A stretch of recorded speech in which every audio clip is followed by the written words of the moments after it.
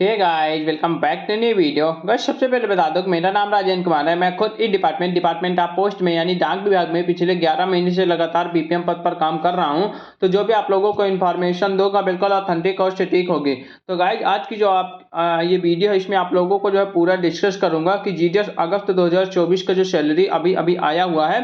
सबसे पहले तो आप सभी के लिए गुड न्यूज है, जितने भी जीडीएस कर्मचारी हैं उनके जो अगस्त 2024 की सैलरी जो है आ चुकी है। आप लोग जाइए अपने अकाउंट में चेक कर लीजिएगा, अपने आईपीपीबी अकाउंट में जाकर चेक कर लीजिएगा।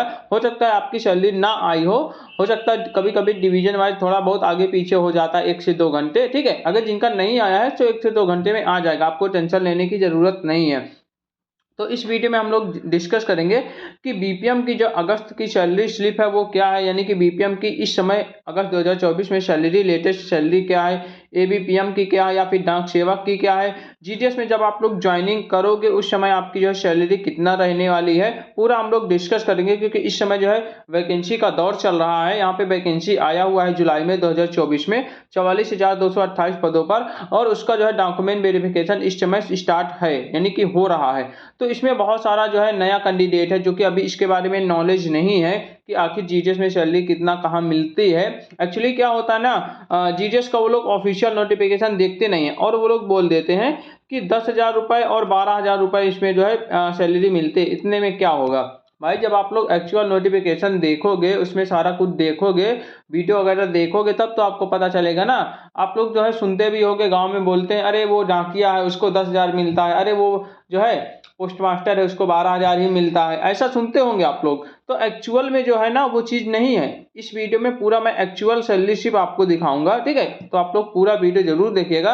अगर मेरे इस चैनल पे नए हो, अगर अभी तक सब्सक्राइब नहीं किया तो प्लीज चैनल को सब्सक्राइब जरूर कर लें, क्योंकि इस चैनल पे आप लोगों को जीडीएस के रिगार्डिंग पल पल की और ऑथेंटिक अपडेट मिलती रहती है। तो देखिए, सबसे पहले गुड न्यूज़ तो है ही सभी लोगों को, जो आपकी जो है अगस्त 2024 की जो सैलरी है वो जो है क्रेडिट हो चुकी है।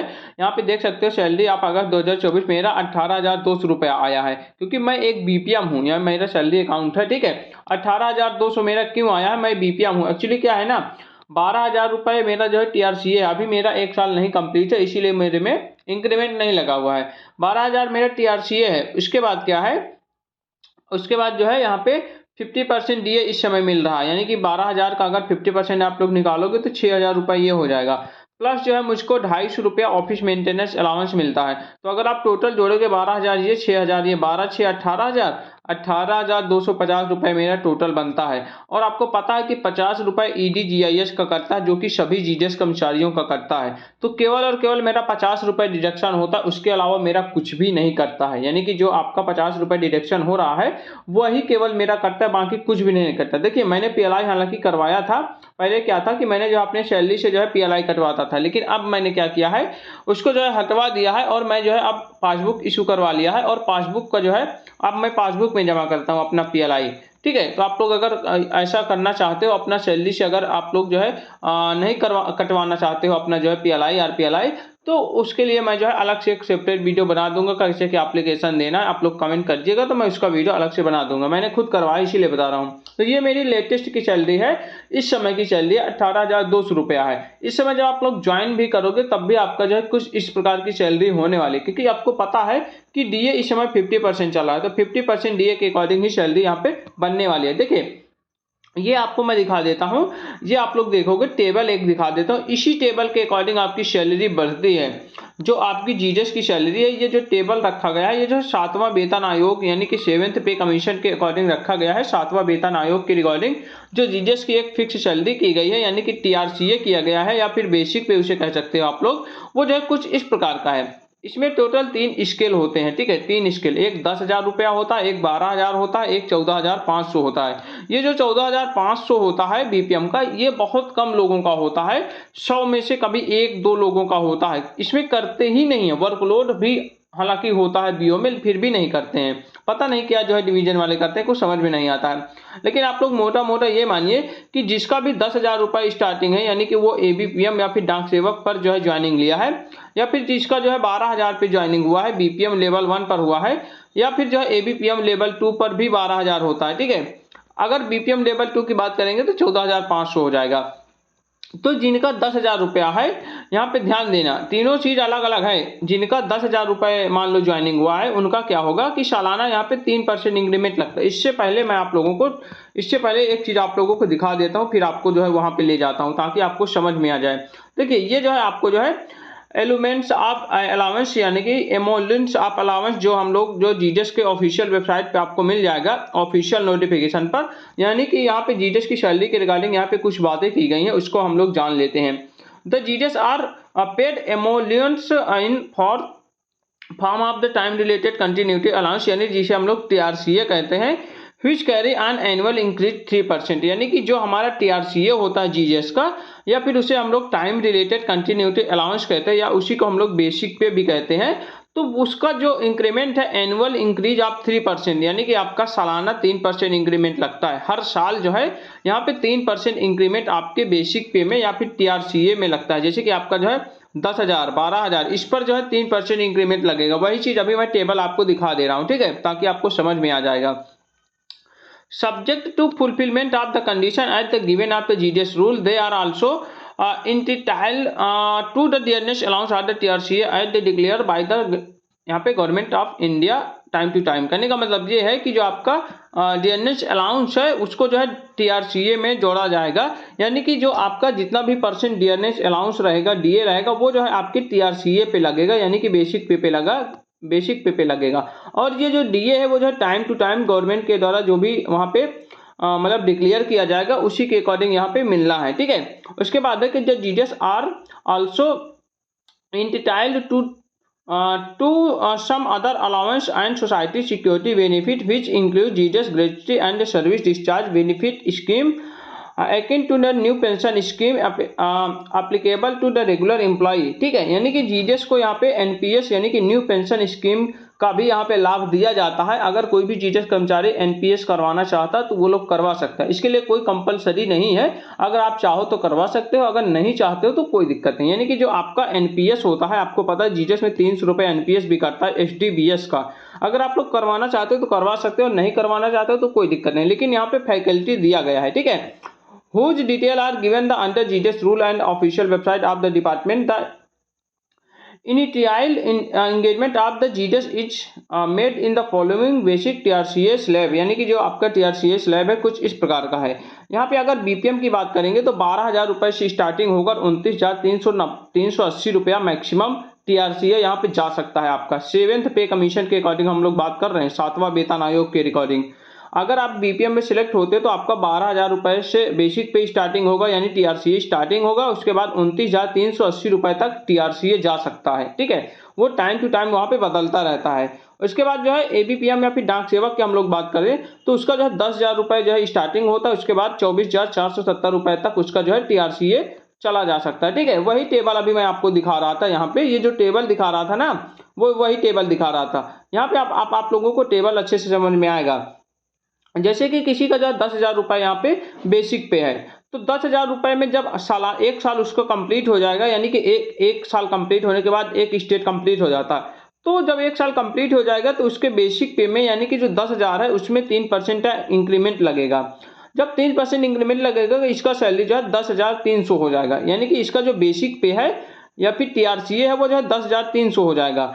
फिर जो है इस 10,300 में उस समय जो भी डीए रहेगा, मान लो कि इस समय जो है 50% चल रहा है, तो इसमें 10,300 का 50% निकाला जाएगा। फिर उसके बाद सैलरी ऐड होगी, यानी कि उसके बाद सैलरी बनेगी।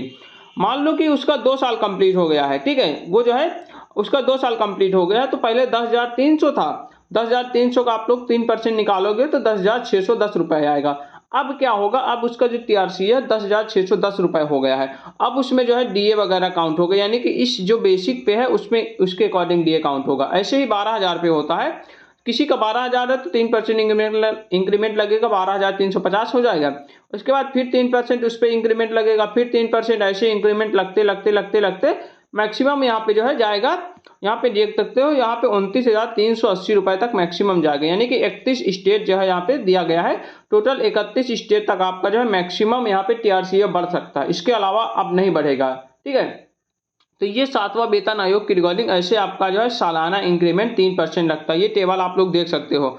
अपना जो भी है वैसे आप लोग ये सालाना है, ठीक है। हर साल ऐसे ऐसे ऐसे ऐसे आपका केवल टीआरसीए बढ़ेगा। उसके बाद जो इस समय का जो है आपका डीए होगा वो टीआरसीए में आपका ऐड होगा, ठीक है। यानी कि टीआरसीए का जो है उस समय जो है डीए निकलता है, जैसे 50% तो 50 निकलेगा, अभी आगे बढ़ जाएगा तो फिर उसको बढ़ के निकाला जाएगा, तो ऐसा निकलता है, ठीक है। तो ये टेबल आपको समझना बहुत जरूरी था, जो नए कैंडिडेट है उनको समझना बहुत जरूरी था। ये देखिए मेरा जो 2024 अप्रैल का जो है सैलरी स्लिप है। यहाँ पे मेरा नाम है, मेरा बीओ का नाम है, एक मतलब लेवल 1 और 1 साल अभी मतलब पहला साल चल रहा है, ठीक है। उसके बाद बीपीएम हूँ, यहाँ पे मेरा देखोगे तो 12,000 रुपये मेरा टीआरसीए है। उसके बाद यहाँ पे देखोगे डीएनएच अलाउंस अगर देखोगे 6,000 रुपये हो जाएगा। उसके बाद यहाँ पे 250 रुपये मुझको ऑफिस मेंटेनेंस अलाउंस मिलता है, तो यहाँ पे 18,250 मेरा हो जाएगा। उस समय क्या था, मैं जो है यहाँ पे पीएलआई करवाया था और अपने सैलरी से कटवा रहा था, लेकिन अब जो है मैं इसको जो है मतलब कि इसको सैलरी से अब नहीं कटवाता हूँ, तो इसको आप लोग हटा दीजिएगा। और ये जो CW GDS का है, ये जो है केवल एक साल में एक बार कटता है 240 रुपये।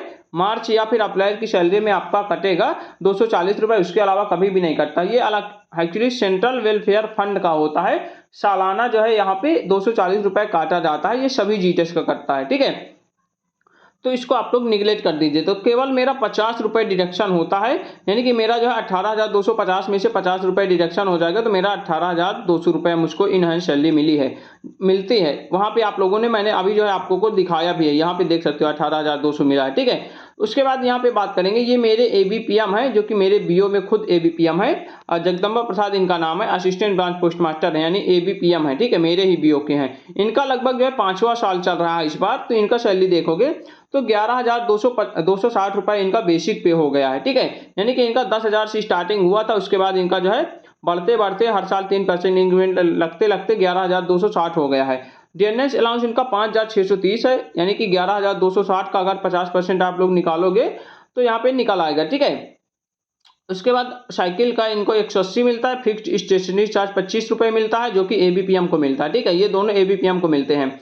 उसके बाद ये एरियर इनको 450 रुपये किसी चीज़ का, ये एक्स्ट्रा ड्यूटी किए थे वही जो है इनको एरियर मिला है, तो 17,545 रुपये इनको जो है मिला हुआ है। उसके बाद इनका जो है यहाँ पे 300 रुपये FDBS, जिसे हम लोग NPS भी कहते हैं, वही FDBS NPS एक ही चीज होता है, तो 300 रुपये इनका कटता है। हालांकि इन्होंने करवाया, मैंने नहीं करवाया, ठीक है। 1979 रुपये इनका जो है PLI करता है। 50 रुपये EDGIS का सभी का कटता है। CWD इनका 480, हालांकि ये पुराने हैं इनके लिए, इसीलिए इनका जो है 480 रुपये कटा है। मेरा 240 कटा है क्योंकि मैं नया था, ठीक है। उसके बाद इनका टोटल यहाँ पे डिडक्शन देख सकते हो। उसके बाद टोटल इनहैंस सैलरी देख सकते हो 14,736, ये जो 3-4 साल पुराने हैं, ठीक है। इस बार 5 साल कंप्लीट हो गया है। उसके बाद ये मेरे बगल के ABPM है, जो कि जिनका नाम राम सूरा था, असिस्टेंट ब्रांच पोस्ट मास्टर। अब देखिए ये जो असिस्टेंट ब्रांच पोस्ट मास्टर है, ये लेवल 2 के हैं, तो यहाँ पे देखोगे स्केल में 2 लिखा है, यानी कि इनका जो है 12,000 से स्टार्टिंग हुआ था। ABPM ही है, लेकिन इनका जो है लेवल 2 में है ABPM, यानी कि 12,000 से इनका स्टार्टिंग हुआ था।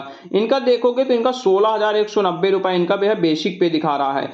डीएनएस अलाउंस देखोगे तो 8,095, साइकिल मेंटेनेंस का 180 रुपये मिलता, फिक्स्ड स्टेशनरी का 25 रुपये, कंबाइंड ड्यूटी का 1950 रुपये।